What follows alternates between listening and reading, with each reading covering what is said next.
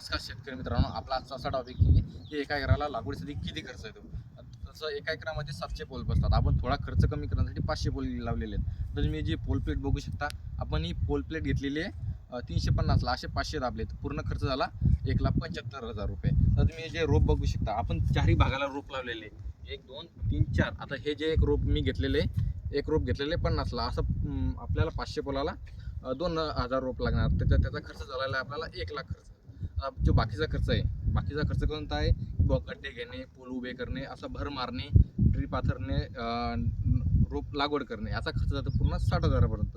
तर काही शेतकरी कसे करतात की बुवा झाडाची डेव्हलपमेंट होण्यासाठी, रोप वाढण्यासाठी आणि झाडाची ग्रोथ होण्यासाठी काय करतात, शेतकरी वेगवेगळे खत देतात. आपण त्याचा थोडा खर्च धरणार, त्याचा खर्च होईल 15,000पर्यंत. आता तुम्ही बघू शकता, आपण तार कुंपण केलेलं आहे, चारही भागांत कुंपण केलेलं आहे आपण. त्याचा खर्च येतो 90,000पर्यंत. तर मी सांगितलं होतं की बुवा झाडाची ग्रोथ होण्यासाठी काही काही शेतकरी काय करतात, वेगवेगळे खत देतात. आता आपण काय दिलेले आहे, 19 दिलेलं आहे, खत मारलेलं आहे आणि जीवनामृत दिलेलं आहे. तुम्ही बघू शकता आपली बाग कशी झाली आहे, बाग दाखवा.